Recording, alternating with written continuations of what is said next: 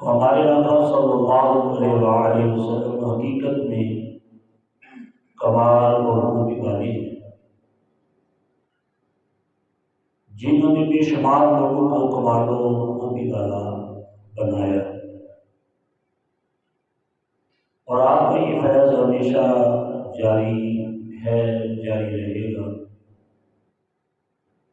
قیامت تک اپنے جان نثار کو کمال و خوبی والا سرکار بناتے رہیں گے۔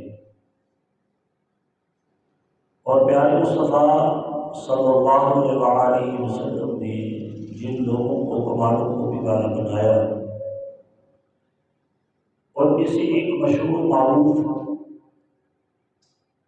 خلیفۃ المسلمین، خلیفہ ثانی، خلیفہ دوم، امیر المؤمنین حضرت عمر فاروق اعظم رضی اللہ تعالیٰ عنہ ہیں،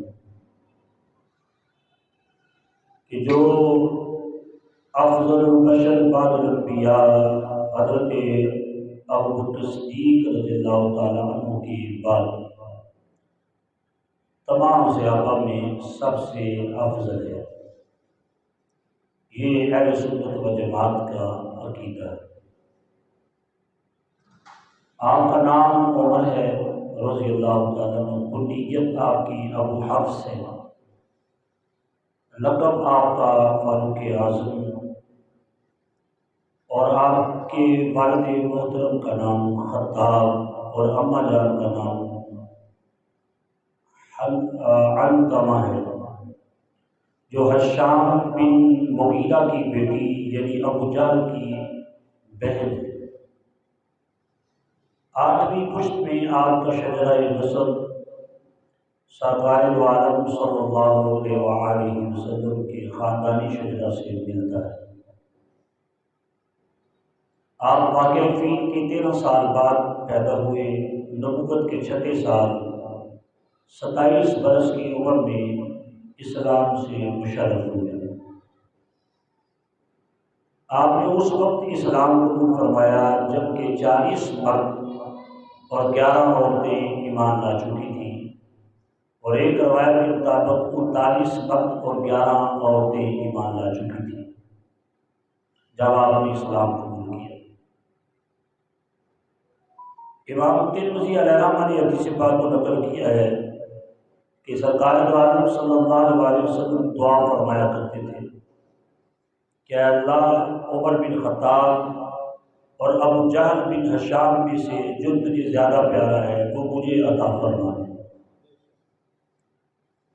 تو سیدنا عمر رضی اللہ تعالیٰ عنہ کے بارے میں یہ بھی روایت ہے، امام حاکم نے لکھا کہ سرکار دو عالم صلی اللہ علیہ وسلم دعا مانگتے تھے، اللہم اعز الاسلام بعمر بن الخطاب خاصہ، کہ خاص حضرت عمر بن خطاب کے بارے میں دعا مانگتے ہیں، اے اللہ عمر بن الخطاب کو اسلام دے دے اور عمر بن خطاب کے ذریعے اسلام کو طاقت عطا فرما دے۔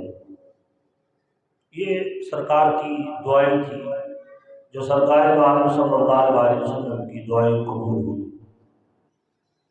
دن بدن مسلمانوں کی تعداد بڑھتے ہوئے دیکھ کر ایک روز کفار مکہ جمع ہوئے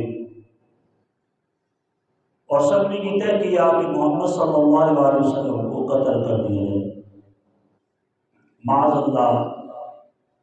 مگر سوال پیدا ہوا کہ کون قتل کرے گا؟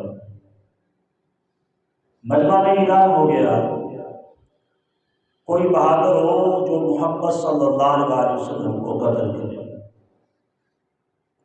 تو وہ بہادر ہی ہوگا جو سرکار کو قتل کرے گا، اس سے بڑا بزدل کون ہو سکتا ہے؟ تو انعام دیا جائے گا۔ مجمع میں خاموشی چھا گئی۔ چند لمحے خاموش ہونے کے بعد حضرت عمر نے کہا کہ میں ان کو قتل کروں گا، میں ان کو شہید کروں گا، نعوذ باللہ من ذالک۔ پلاننگ ہو گئی، حضرت عمر نے تلوار اٹھا لی،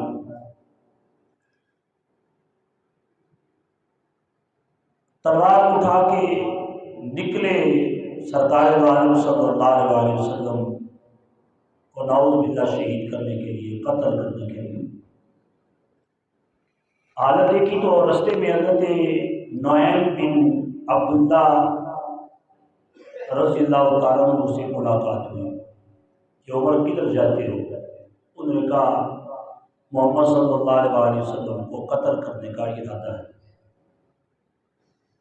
تو حضرت نعیم فرمانے لگے کہ پہلے اپنے گھر کی تو خبر دو، تیری بہن فاطمہ بنت خطاب اور بنو اسرائیل بن زید یہ دونوں تو تمہارے باپ دادا کا دین چھوڑ کے مسلمان ہو چکے ہیں، تو پہلے اپنے گھر کا خبر لو۔ حضرت عمر رضی اللہ تعالیٰ عنہ غصے سے لال پلے اپنی بہن کے گھر کی طرف پلٹے، بہن کے گھر جا کے دستک دی، دیکھا کہ حضرت خباب رضی اللہ تعالیٰ عنہ آپ کی بہن اور آپ کی بہنوئی کو قرآن پاک کی تلاوت سکھا رہے ہیں۔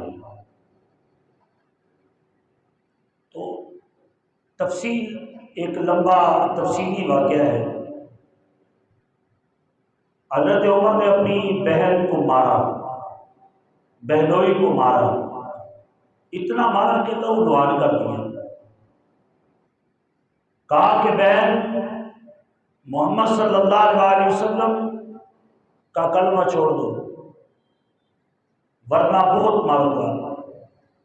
تو حضرت عمر کی ہمشیرہ محترمہ فرمانے لگی اے عمر، جان سے بھی مارتے پھر بھی محمد صلی اللہ علیہ وسلم کا دامن نہیں چھوڑ سکتا، اب کلمہ پڑھ لیا ہے اب نہیں چھوڑ سکتے۔ مار مار کے تھک گئے، تھوڑا غصہ ٹھنڈا ہوا، فرمایا اچھا وہ کتاب مجھے بھی دو، مجھے بھی سناؤ، میں بھی تو دیکھوں تم کیا پڑھ رہے تھے۔ تو آپ کی ہمشیرہ محترمہ فرمانے لگی کہ بغیر غسل کے، بغیر پاک ہوئے اس کتاب کو چھو نہیں سکتے، اس کے صفحات کو پڑھ نہیں سکتے، تو لہذا پہلے غسل کیا جائے گا پھر دیا جائے گا۔ تو حضرت عمر فاروق رضی اللہ تعالیٰ عنہ آپ کو ایک خطوط دیا گیا، ایک پرچہ دیا گیا جس کے اوپر آیات لکھی ہوئی تھی سورہ طٰہٰ کی، کیونکہ ابھی قرآن پاک کتابی شکل میں تو آیا ہی نہیں تھا، علیحدہ علیحدہ جب وہ اوراق تھے، تو چمڑے پہ لکھا ہوا تھا، کوئی الفاظ پتھروں پہ لکھے ہوئے تھے، تو یہ معاملات تھے۔ آپ کی ہمشیرہ محترمہ نے سورہ طٰہٰ کی چند آیات کی تلاوت فرمائی، سورہ طٰہٰ کی تلاوت فرماتے ہوئے کہنے لگی، اللہ فرماتا ہے اننی انا اللہ لا الہ الا اللہ انا فاعبدونی واقیم الصلاۃ لذکری، یعنی بے شک میں اللہ ہوں، میرے علاوہ کوئی معبود نہیں، میری عبادت کرو اور میری یاد کر کے، مجھے یاد کر کے نماز قائم کیا کرو۔ اللہ تبارک و تعالیٰ کا جب یہ فرمان سیدنا عمر فاروق رضی اللہ تعالیٰ عنہ آپ نے اپنی بہن کی زبانی سنا، دل کی دنیا بدل گئی، کہا بہن لے چلو جہاں سے آپ کو یہ دولت ایمان نصیب ہوئی ہے۔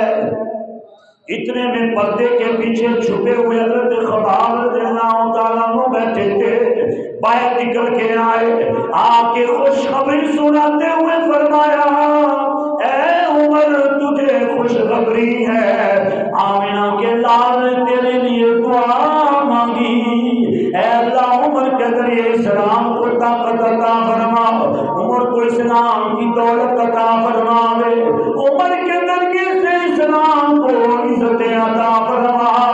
اے عمر اللہ کے محبوب کی دعا تمہارے حق میں تو حضرات گرامی سیدنا عمر فاروق رضی اللہ تعالیٰ عنہ آپ نے جب اسلام قبول فرمایا، جب اسلام کے اندر آپ کا داخلہ ہو گیا تو حضرات گرامی حدیث مبارکہ کے اندر آتا ہے، امام سیوطی علیہ الرحمہ نے لکھا کہ حضرت فاروق اعظم رضی اللہ تعالیٰ عنہ آپ نے جب اسلام قبول فرمایا، آسمان کے فرشتوں کے اندر ہلچل مچ گئی، نعرہ تکبیر کی آواز بلند ہوئی، آپس کے اندر فرشتوں میں شور بپا ہو گیا۔ اے ملائکہ مبارک ہو، جس محبوب کو رب نے، جس بندے کو رب کے محبوب نے رب سے مانگا تھا، اس رب نے عطا فرما دیا ہے۔ حضرات گرامی تو لہذا صحابہ کرام کے اندر بھی دار ارقم کے اندر نعرہ تکبیر بلند ہوا، صحابہ کرام کے اندر بھی ایک خوشی کا سما پیدا ہو گیا۔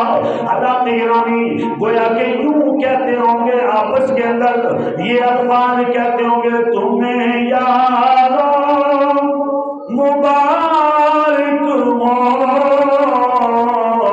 عمر بن خطاب آیا، تمہیں یارو مبارک ہو عمر بن خطاب آیا، خدا سے میں نے مانگا تھا دعاؤں کا جواب آیا، اللہم اعز الاسلام بعمرہ، اللہم اعز الاسلام بعمرہ، اے اللہ عمر کے ذریعے اسلام کو عزتیں دے دے، عمر کے ذریعے اسلام کو طاقت عطا فرماوے، خدا سے میں نے مانگا تھا دعاؤں کا جواب آیا، تمہیں یارو مبارک ہو عمر بن خطاب آیا۔ حضرات گرامی حضرت فاروق اعظم رضی اللہ تعالیٰ عنہ نے اسلام قبول فرمایا، جب اسلام کے دامن سے وابستہ ہوئے مسلمانوں نے آپس میں ایک دوسرے کو مبارکبادیں پیش کی کہ اللہ کے محبوب صلی اللہ علیہ وسلم نے جن کے لیے دعائیں فرمائی تھی وہ محبوب کریم صلی اللہ علیہ وسلم کے دست مبارک پر بیعت ہو چکے، کلمہ پڑھ چکے، مسلمان ہو چکے۔ تو ادھر حضرت عمر نے جب وہ اسلام قبول کیا، جو سرکار کی دعا قبول ہوئی، ادھر مسلمانوں میں خوشی کی لہر دوڑی، کفار کے اندر غم دوڑ پڑا، کفار پریشان ہو گئے کہ ہم نے تو بھیجا تھا عمر کو سرکار کا سر لینے کے لیے، یہ لینے گیا تھا دینے چلا گیا ہے۔ جب سرکار دو عالم صلی اللہ علیہ وسلم کو دار ارقم میں بیٹھے حضرت عمر نے دیکھا تو جا رہے تھے، حضرت امیر حمزہ رضی اللہ عنہ کہنے لگے کہ عمر آ رہے ہیں، اگر خیر سے آئے ہیں تو آپ ان کو ویلکم کہیں گے، خوش آمدید کہیں گے، مرحبا کہیں گے، اگر ارادہ غلط ہے تو آج عمر کی لاش ہی یہاں سے جائے گا۔ تو جب یہ معاملہ ہوا تو حضرت عمر رضی اللہ تعالیٰ عنہ آئے، حضرت عمر نے آتے ہی کہا اشہد ان لا الہ الا اللہ وانک عبد اللہ ورسولہ، یعنی میں گواہی دیتا ہوں کہ اللہ کے سوا کوئی معبود نہیں، اور میں گواہی دیتا ہوں کہ آپ اللہ کے بندے ہیں اور اللہ کے رسول ہیں۔ جب یہ گواہی دی تو حضرات گرامی حضرت عمر نے جب یہ گواہی دے دی، مسلمانوں کے اندر کیفیت پیدا ہو گئی۔ حضرت عظیم البرکت نے سرکار کی اس دعا کو اپنے الفاظ کے اندر بیان فرمایا۔ حضرت فرماتے ہیں اجابت کا سیرا عنایت کا جو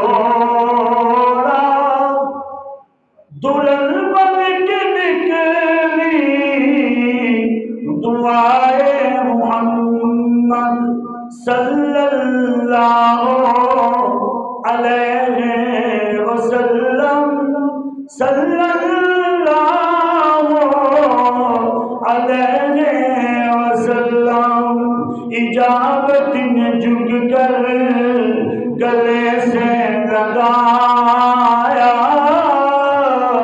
اجابت نے جھک کر گلے سے لگایا، بڑی ناز سے جب دعائے محمد صلی اللہ علیہ وسلم صلی اللہ علیہ وسلم جب سرکار نے دعا فرمائی ہے تو عمر عطا فرما دے، عمر نے جب سرکار کو ہدایت کی دعائیں مانگتے ہوئے سنا، حضرت عمر نے عرض کی ہے خون کے پیاسوں کے لیے ہدایت کی دعائیں مانگنے والے محبوب عمر آگے اپنا کلمہ پڑھاؤ، عمر کو مسلمان بنا دیجیے۔ اجابت کا سیرا عنایت کا جوڑا، اجابت کا سیرا عنایت کا جوڑا، دلہن بن کے نکلی دعائے محمد صلی اللہ علیہ وسلم۔ حضرت گرامی کیفیت بن گئی جب حجابہ کرام نے دیکھا عمر بن الخطاب مسلمان ہو چکے، اسلام کے اندر داخل ہو گئے، حضرت سیدنا عمر رضی اللہ تعالیٰ عنہ جب آپ نے اسلام قبول فرمایا، میرے مصطفیٰ کی بارگاہ میں عرض گزار ہوئے، اے محبوب، اے وہ دعا کے چہرے والے، اے وہ لیل کی زلفوں والے، اے علم نشرح کے سینے والے، ید اللہ کے گورے گورے ہاتھوں والے، یاسین کی پیشانی والے محبوب، کیا آپ اللہ کے رسول نہیں ہو؟ میرے محبوب نے ارشاد فرمایا، ہاں عمر، میں اللہ کا سچا رسول ہوں۔ عرض گزار ہوئے کمرے والے آقا، کیا اللہ نے جو آپ کو کتاب قرآن عطا فرمایا ہے وہ حق اور سچ نہیں ہے؟ سرکار نے فرمایا عمر حق اور سچ ہے۔ فرمایا محبوب آج کے بعد دار ارقم کے اندر چھپ کے عبادت نہیں ہوگی، عمر نے اسلام قبول کر لیا ہے، آج کے بعد سینے کعبہ کے اندر عبادت کی جائے گی۔ حضرت گرامی جب آپ نے دعویٰ فرمایا، حضور سرکار دو عالم صلی اللہ علیہ وسلم کی بارگاہ میں عرض کیا، اللہ نے اعلان فرمایا، اے محبوب تو نے جو مانگا تھا تیری مراد تجھے مل گئی ہے۔ جیسے عمر فرماتے ہیں، جیسے تیری بارگاہ میں عمر عرض کرتے ہیں کہ سینے کعبہ میں نماز پڑھی جائے گی، اے محبوب آج ظہر کی نماز سینے کعبہ میں ادا کی جائے۔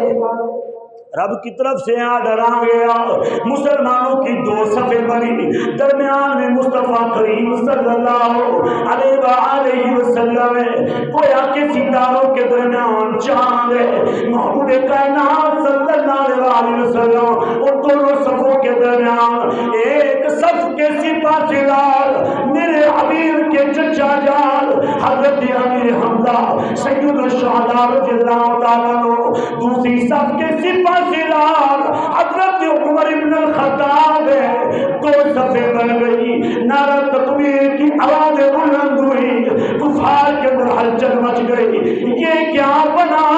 ہم نے تو عمر کو بھیجا تھا عمر سر لے کے آئے گا، یہ تو سر دینے چلا گیا ہے، یہ کیا بن گیا؟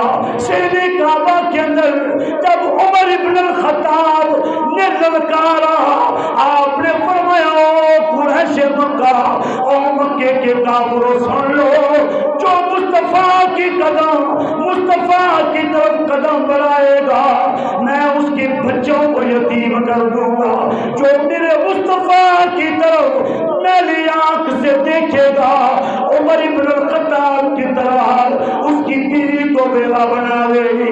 ہے کسی کے اندر جرأت مصطفیٰ کریم کی طرف ہاتھ بڑھاؤ، میں اعلان کرتا ہوں آج جو بھی آئے گا اس کی خیر نہیں ہے۔ حضرت عمر کی اس للکار پر اللہ کی عزت کی قسم آج بھی آدمی سے شاہد ہے، حضرت عمر کی للکار کے بعد کسی کافر کے اندر اتنی جرأت پیدا نہ ہوئی کہ وہ آگے بڑھے اور مسلمانوں کے خلاف کھڑا ہو جائے۔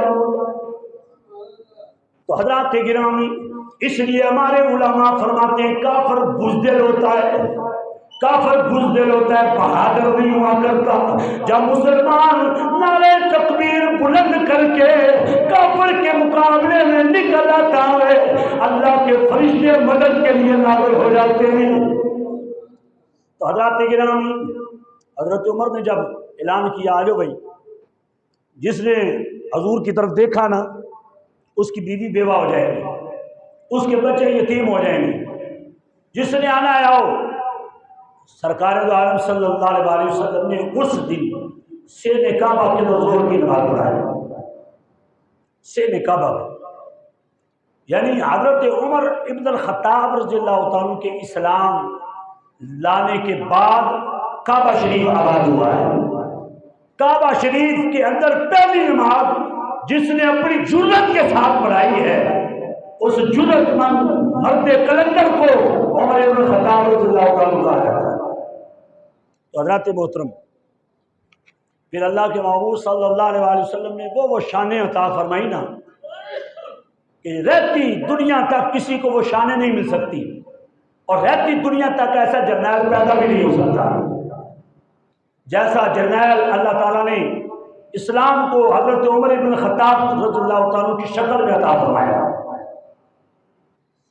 حضرات محترم، حضرت عمر ابن خطاب رضی اللہ تعالیٰ کے بارے میں مختلف اقوال آتے ہیں کہ آپ نے 22 لاکھ مربع میل پہ حکومت کی، اور بعض روایتوں کے اندر 36 لاکھ مربع میل کے اوپر حکمرانی حضرت عمر ابن خطاب رضی اللہ تعالیٰ کی ہے۔ سمجھ لیں کہ آدھی دنیا پہ حکومت کرنے والے کا نام عمر ابن خطاب رضی اللہ تعالیٰ عنہ ہے۔ آدھی دنیا پہ حکومت آپ نے فرمائی، بڑے بڑے علاقے فتح کیے، بڑے بڑے شہر آپ نے آباد کیے۔ یہ جو آج کوفہ نظر آتا ہے، کوفہ حضرت عمر ابن خطاب رضی اللہ تعالیٰ عنہ نے آباد فرمایا تھا، ورنہ کوفہ شریف کا نام ہی نہیں تھا۔ تو حضرت عمر ابن خطاب رضی اللہ تعالیٰ عنہ نے شہر کو آباد فرمایا، اور پھر آہستہ آہستہ مولا علی رضی اللہ تعالیٰ کے دور خلافت کے اندر یہ کوفہ دارالاسلام کا دارالخلافہ بھی بنا، اسلام کا بہت بڑا مرکز بن گیا یہ جو کوفہ ہے۔ اس لیے حضرت علی مرتضیٰ رضی اللہ تعالیٰ کوفہ شریف تشریف لے آئے تھے، وہاں پہ زیادہ تبلیغ آپ نے فرمائی۔ تو حضرات محترم، بڑے بڑے شہر حضرت عمر ابن خطاب رضی اللہ تعالیٰ عنہ نے آباد فرمائے، بڑے بڑے بادشاہ آپ کا نام سن کر کانپتے تھے، ان کے اوپر ایک ہیبت طاری ہو جاتی تھی۔ تو حضرات محترم، ایک بندہ دور دراز سے آیا یہودیوں کا سفیر بن کے، مسلمانوں نے یا وہ حضرت عمر بن خطاب رضی اللہ تعالیٰ نے فوجی مشقیں لگا رکھی تھی، فوجیوں کو ٹریننگ دے رہے تھے، تو تلوار چلانے کی، بالا اور برچھی چلانے کی آپ ٹریننگ دے رہے تھے۔ تو وہ یہودی سفیر جب ملنے کے لیے آیا، اس نے کہا میں مسلمانوں کے بادشاہ کو ملنا چاہتا ہوں، عمر بن خطاب کو ملنا چاہتا ہوں۔ دیکھا کہ حضرت عمر بن خطاب رضی اللہ تعالیٰ خیمے کے اندر قلعہ ٹھوک رہے تھے، تو آپ یمن کے اس یہودی کو کہنے لگے کہ وہ جو قلعہ ٹھوک رہا ہے نا، اس کا نام عمر بن خطاب ہے، وہی ہمارا قرآن ہے۔ اس نے کہا بڑا عجیب بات ہے، بڑا معاملہ ہے کہ تمہارا بادشاہ عام لوگوں کی طرح زندگی بسر کرتا ہے، ہمارے بادشاہوں کے لیے تو علیحدہ مسندیں بنائی جاتی ہیں، وہ علیحدہ مسند پہ بیٹھتے ہیں، علیحدہ تخت پہ بیٹھتے ہیں، تو تمہارا بادشاہ ایسا عجیب ہے وہ خود خیمے کے قلعے لگا رہا ہے۔ اللہ تعالیٰ نے اتنی سادگی حضرت عمر رضی اللہ تعالیٰ کو عطا فرمائی۔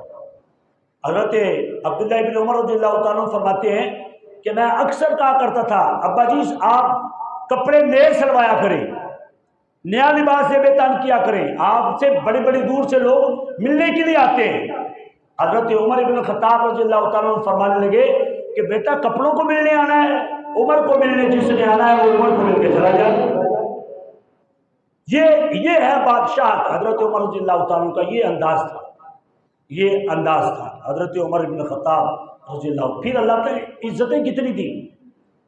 عناصر اربع ہوتے ہیں، عناصر اربع یعنی 4 عناصر ہوتے ہیں۔ ہماری پیدائش کا بھی وہی سبب ہے، اور یہ جو دنیا قائم ہے انہی 4 عناصر پہ ہی قائم ہے، ان کو کہتے ہیں عناصر اربع۔ حضرت سیدنا عمر پاک رضی اللہ تعالیٰ عنہ کی ذات گرامی ایسی ذات ہے جنہوں نے عناصر اربع کے اوپر حکومت فرمائی۔ ایسا مسلمانوں کو حضرت عمر ابن خطاب کے علاوہ اللہ نے ایسا لیڈر نہیں دیا کہ جس نے عناصر اربع کے اوپر حکومت فرمائی۔ عناصر اربع کیا ہیں؟ مٹی، ہوا، آگ اور پانی۔ یہ عناصر اربع ملتے ہیں تو پھر انسان بنتا ہے۔ ان عناصر اربع کا مرکب انسان ہے، اور آپ دیکھیں گے کہ یہ پوری کائنات بھی انہیں عناصر اربع پہ قائم و دائم ہے۔ لیکن اللہ تبارک و تعالیٰ نے حضرت عمر رضی اللہ تعالیٰ کو یہ شان عطا فرمائی ہے کہ حضرت عمر بن خطاب رضی اللہ تعالیٰ نے ان عناصر اربع کے اوپر حکومت فرماتے ہیں۔ یعنی ان عناصر اربع پہ حضرت عمر بن خطاب کا حکم جاری ہوتا ہے۔ آپ حکم جاری کرتے ہیں تو یہ عناصر اربع علیحدہ علیحدہ حضرت عمر بن خطاب رضی اللہ تعالیٰ کے حکم کی تعمیل کرتے ہیں۔ مثال کے طور پہ یہ زمین ہے، حضرت عمر رضی اللہ تعالیٰ عنہ کا دور خلافت ہے، ابھی نیا دور خلافت شروع ہوا، زلزلہ طاری ہو گیا، زمین پہ زلزلہ بپا ہوا، زلزلہ طاری ہوا۔ حضرت سیدنا عمر رضی اللہ تعالیٰ عنہ آپ نے پاؤں کی ٹھوکر ماری، ٹھوکر مار کے کہا تجھے پتہ نہیں ہے تیرے اوپر حکومت حضرت عمر بن خطاب کی ہے، خبردار آج کے بعد تیرے اوپر زلزلہ نہیں آ سکے۔ لہذا جب تک حضرت عمر رضی اللہ تعالیٰ کی خلافت رہی زمین پہ زلزلہ نہیں آیا۔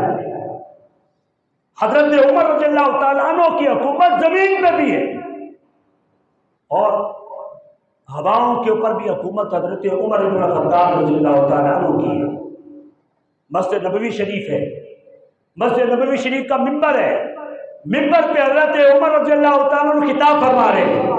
خطاب کرتے کرتے خلافے جب وہ خطاب اور خطاب کے عنوان سے ہٹ کر حضرت عمر رضی اللہ تعالیٰ عنہ ممبر پہ بیٹھے ہوئے یہ خطاب کرتے ہوئے لفظ کو دہراتے ہیں، فرمایا یا ساریۃ الجبل، یا ساریۃ الجبل، یا ساریۃ الجبل، اے ساریہ پہاڑ کے پیچھے ہو جا، پہاڑ کے پیچھے سے دشمن تیرے اوپر حملہ کرنا چاہتا ہے۔ اللہ کے گرامی حضرت ساریہ کہاں پہ جنگ لڑ رہے ہیں؟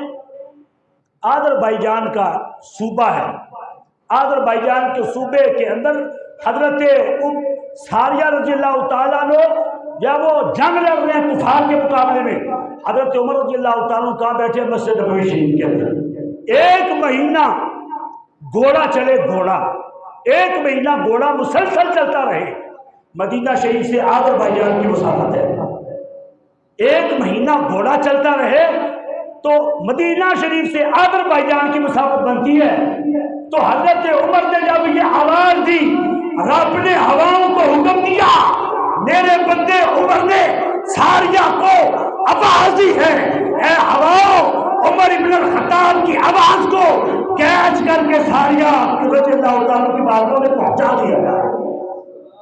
حضرت ساریہ فرماتے ہیں میں نے وہاں پر جہاں میں جنگ لڑ رہا تھا حضرت عمر رضی اللہ تعالیٰ کی آواز کو ایسے سنا ہے جیسے حضرت عمر میرے کندھوں کے قریب کھڑے ہو کے مجھے آواز دے رہے ہیں۔ یہ حکومت ہواؤں پہ حضرت عمر ابن الخطاب رضی اللہ تعالیٰ کی، آپ نے ہواؤں کے اندر آواز کو بھیجا ہے اور رب تعالیٰ نے ہواؤں کو جب ان کی ڈیوٹی لگا دی کہ میرے عمر نے آواز ساریہ کو پہنچائی ہے، لہٰذا ساریہ کو آواز پہنچا دی جائے۔ تو حضرت محترم اور پھر حضرت ساریہ فرماتے ہیں اگر حضرت عمر مجھے یہ آواز نہ دیتے تو مسلمانوں کو شکست ہو جانا تھا، مسلمانوں کو شکست ہو جاتی، حضرت عمر کے یہ لفظ بولنے کی برکت سے اللہ تعالیٰ نے مسلمانوں کو فتح عطا فرمائی ہے۔ یہ ہے ہواؤں پہ بھی حکومت حضرت عمر کی ہے، اور پھر آگ پر حکومت۔ حجاز مقدس کی طرف آگ بڑھی، آج جس کو سعودی عرب کہا جاتا ہے، پہلے اس کا نام حجاز مقدس تھا۔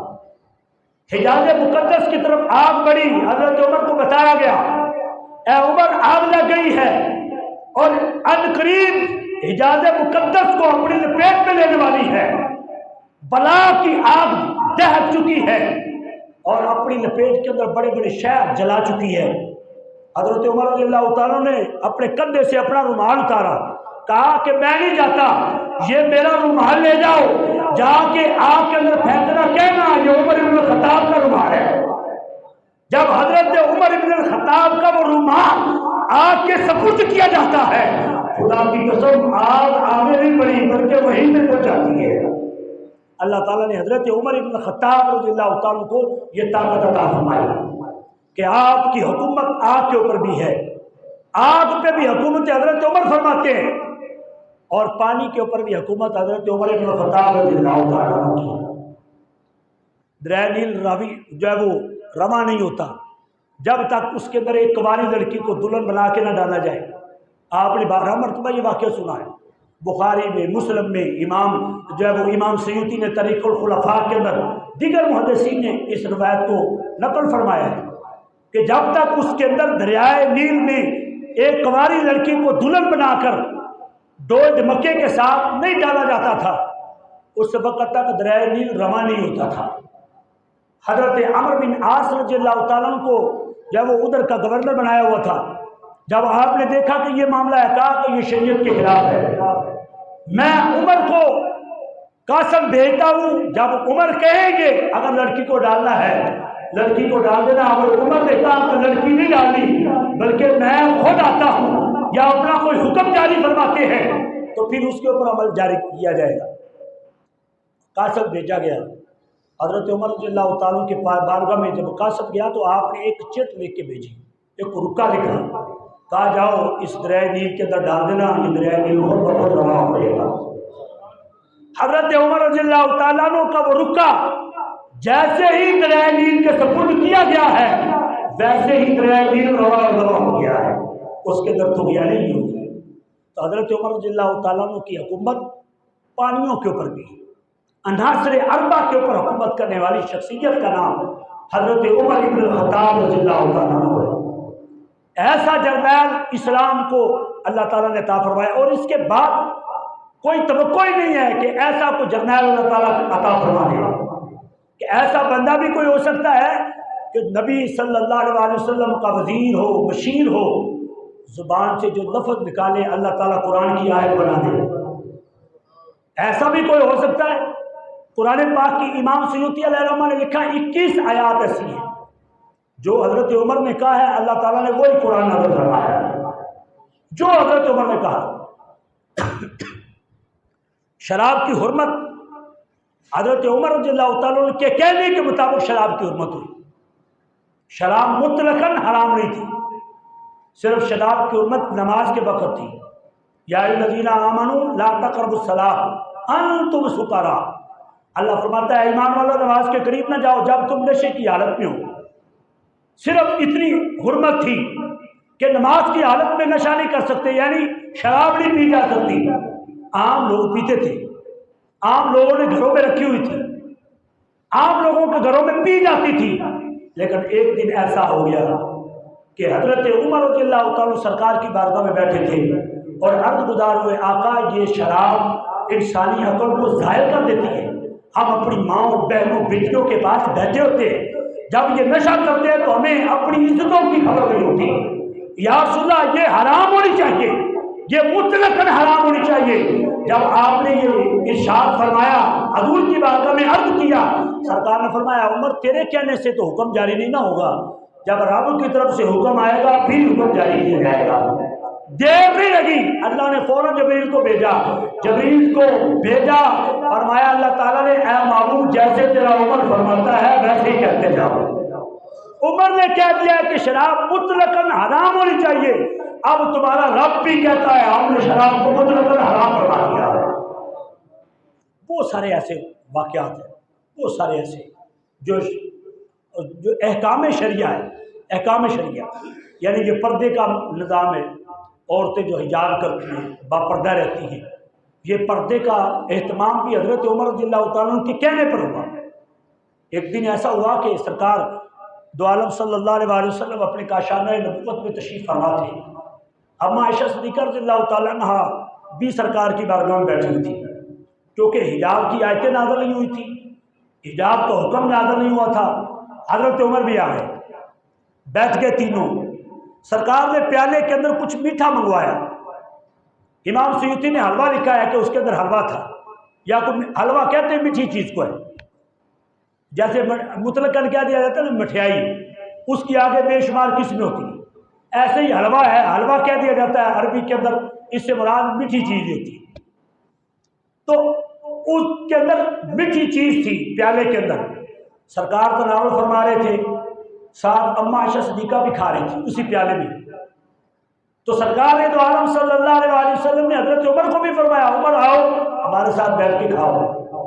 حضرت عمر بھی ساتھ تناول کرنے لگے۔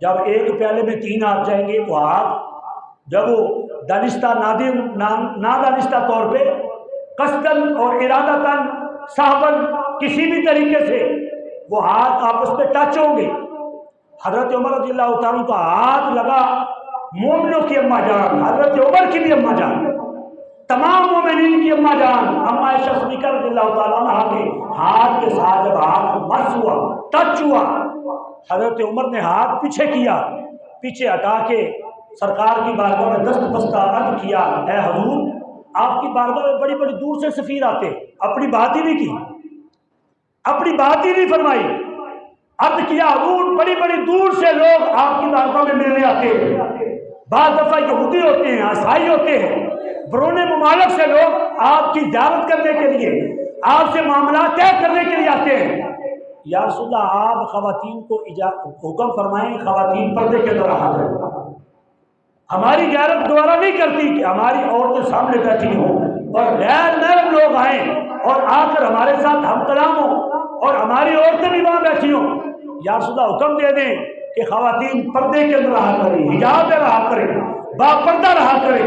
سرکار نے فرمایا عمر بات بڑی ہے، آپ فرضیت کی بات کہہ رہے ہو، رب کا فرمان آئے گا تو پھر حکم جاری ہوگا، ایسے میں حکم جاری نہیں کر سکتا۔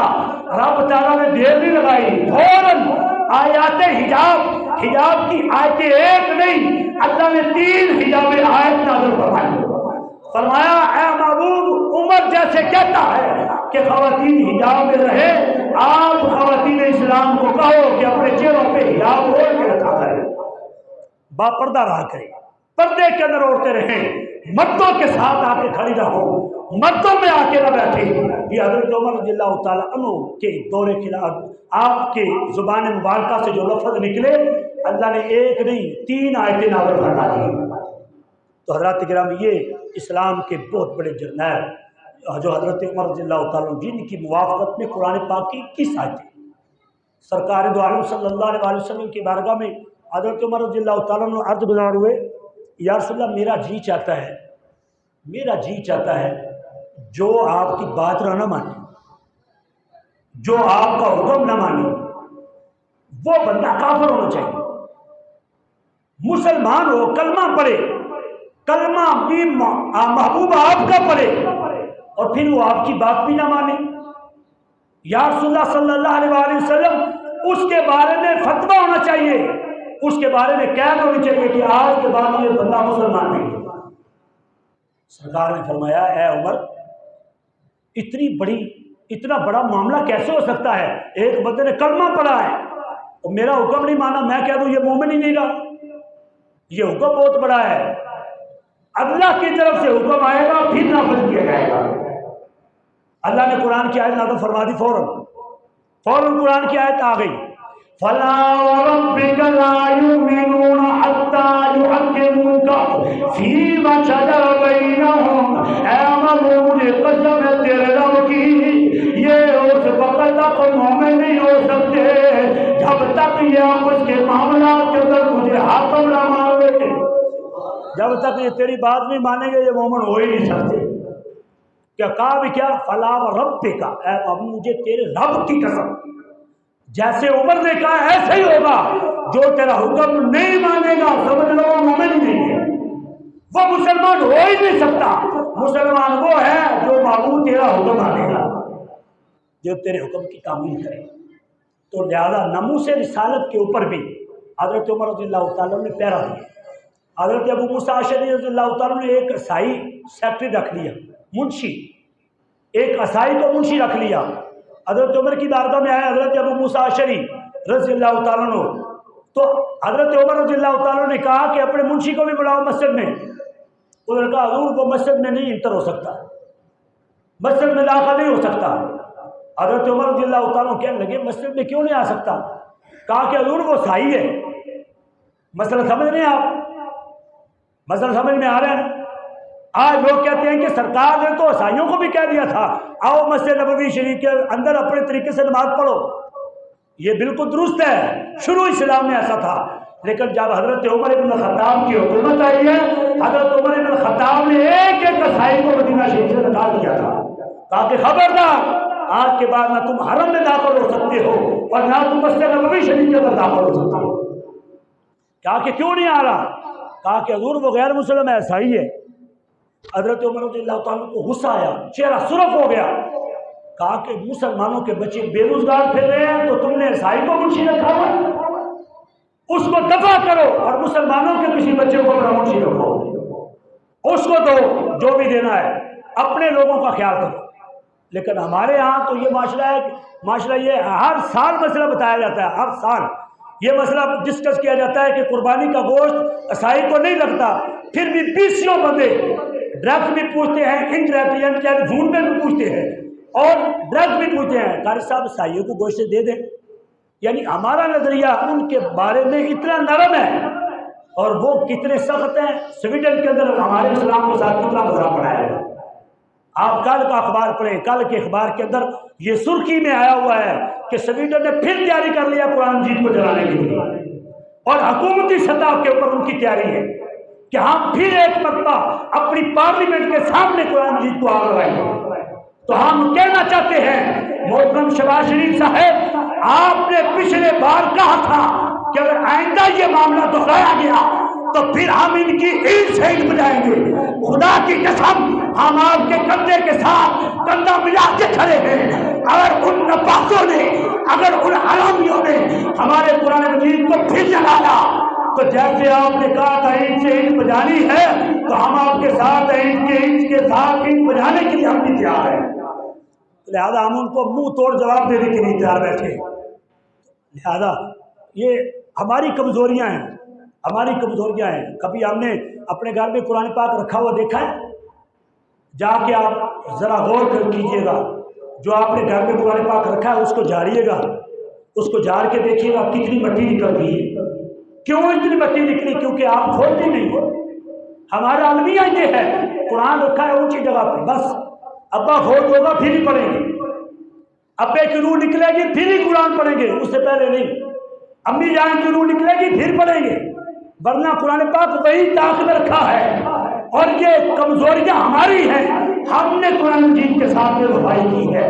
اگر ہم صبح سویرے اٹھ کے قرآن مجید کی جاپ کرتے، قرآن مجید کی تلاوت کیا کرتے اور اپنے بچوں کو قرآن مجید کا قاری اور حافظ بناتے، قرآن سے محبت کرنے والا بنایا ہوتا، خدا کی قسم کسی کافر کے اندر یہ جرأت نہیں پیدا نہ ہوتی ہمارے قرآن مجید کو جلاتا یا جلانے کی سازشیں کرتا یا جلانے کی پلاننگیں کرتا.